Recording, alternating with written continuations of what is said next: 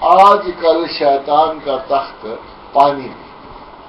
اب وہ پانی میں کس سے کیا ہے؟ آبویسلی شیاطین کوئی فرشتوں کی طرح نہیں ہوتے، ان کے حفاظتی نظام ہوتے ہیں، وہ ایزیلی بندوں کو اپروچ بھی کرتے ہیں، بندے بھی ان کو اپروچ کرتے ہیں. تو انہوں نے اپنے ایریاز کو کہیں کہیں کورڈون بھی کیا ہو سکتا ہے کہ ادھر کسی آدم زاد کی گزر نہ ہو. جیسے اللہ نے ان کو آدم زادوں کے علاقوں سے نکال دیا ہے، تو اگر وہ آبیل مجھے مار، اگر ہم ان کے علاقوں میں گھسیں گے تو وہ ریٹیلیٹ کرنے کی پوری طاقت رکھتے ہیں.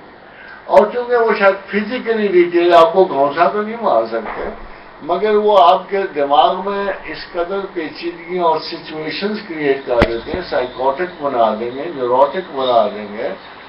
Many kinds of madnesses can be created by the intrusion of a gene in your mind کہ یہ آپ کے خون اور دماغ میں چلتا ہے.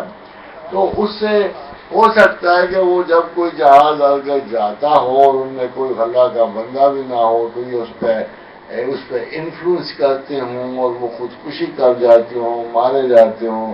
ون آف دی کوالٹیز کہ وہاں کوئی بندہ نہیں رہتا اور بلکہ تمام جہاز خالی ہو جاتے ہیں. ایک امکان ہے جس کی شہادت قطعاً ابھی تک کوئی نہیں ملی. Neither I would assert you it's just a theoretical thing, it could be possible کہ وہاں شیطان کی حکومت ہو. اور چونکہ حدیث سے یہ یقیناً ثابت ہے کہ شیطان کی حکومت اس وقت پانی پر ہے. یہ خروج دجال سے اس کا کوئی تعلق نہیں ہے، اس لیے کہ یہ شروع سے ہی جب سے کائنات میں بنی، جب سے اللہ آسمان پہ متمکن ہوا تو شیطان جو ہے پھر زمین پہ قائم ہوا اور پانیوں پر اس نے اپنی حکومت کی اساس رکھی. یہ ایک سوال ہے کہ can a boy meet and talk to a girl before نکاح؟ وہ نکاح نہ بھی کرنا ہو تو بات چیت تو ہو سکتی ہے.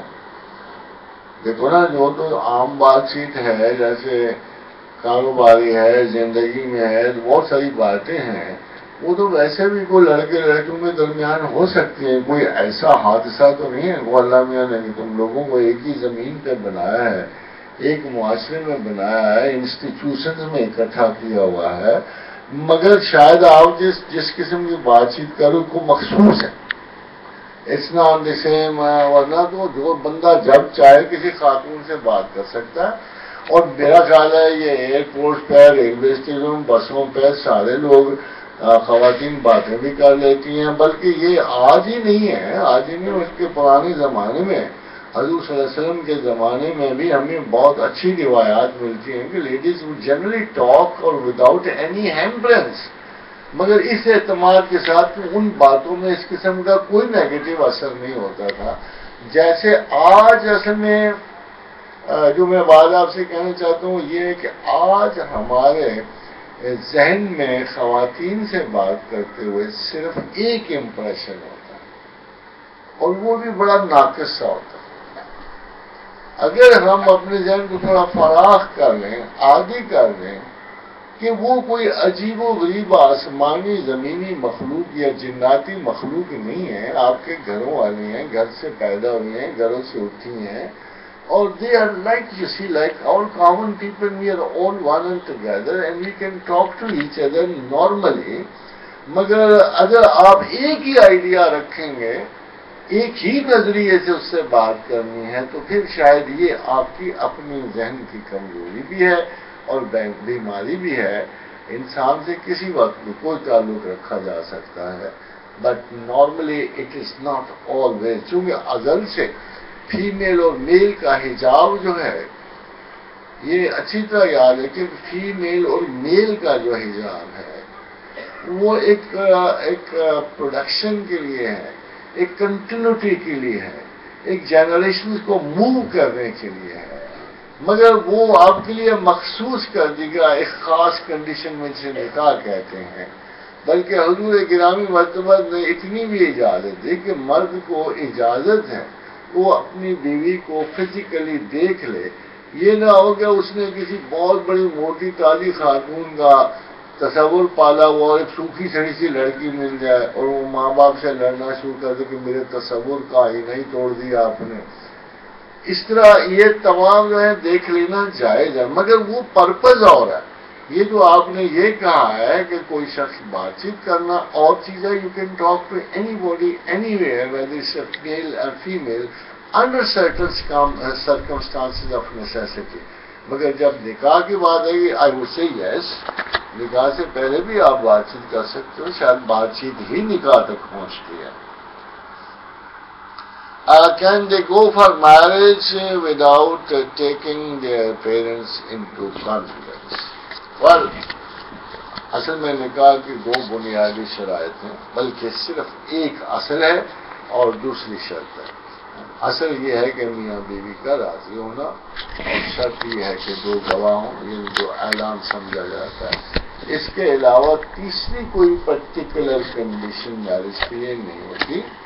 نارملی ماں باپ کو ولی مقرر کیا گیا ہوتا ہے، اصول زمانہ بھی یہی ہے، قانون بھی یہی ہے، اور اسی لیے خداوند کریم نے پیرنٹس کو بتایا بھی ہے کہ اپنی اولاد کے حریف مت بنو، جہاں وہ شادی کرنا چاہیں وہاں کرو۔ یہ بہت سارا ہمارا المیہ ہمارے خاندانی روایات میں بھی ہے، ہم سختی بھی کرتے ہیں، جہالت بھی کرتے ہیں۔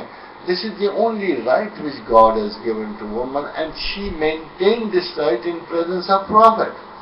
جب ایک لڑکی کی چھوٹی عمر میں شادی ہو گئی تو جب وہ بڑی ہوئی، میچور ہوئی، تو اس نے انکار کر دیا شادی کرنے سے، تو اس کا خاندان اسے لے کر حضور گرامی مرتبہ صلی اللہ علیہ وسلم کے پاس آیا اور کہا کہ جی اس طرح خاندانوں نے شادی کی کہ اب یہ انکار کر رہی ہے۔ تو 3 مرتبہ اللہ کے رسول نے اس لڑکی سے کہا کہ اگر تو شادی کر لے تو اچھا ہے۔ اس نے کہا یا رسول اللہ یہ میرا اختیار ہے کہ میں انکار کر دوں؟ کہا ہاں ہے۔ تو اس نے کہا میں نہیں شادی کرنا چاہتی۔ 1 دفعہ، 2 دفعہ، 3 دفعہ جب یہ ہوا تو اللہ تعالیٰ نے کہا کہ ٹھیک ہے یہ نکاح، اللہ کے رسول نے ہمارا یہ نکاح نہیں ہوگا، اور نکاح فسخ قرار دیا، نکاح فسخ قرار دیا۔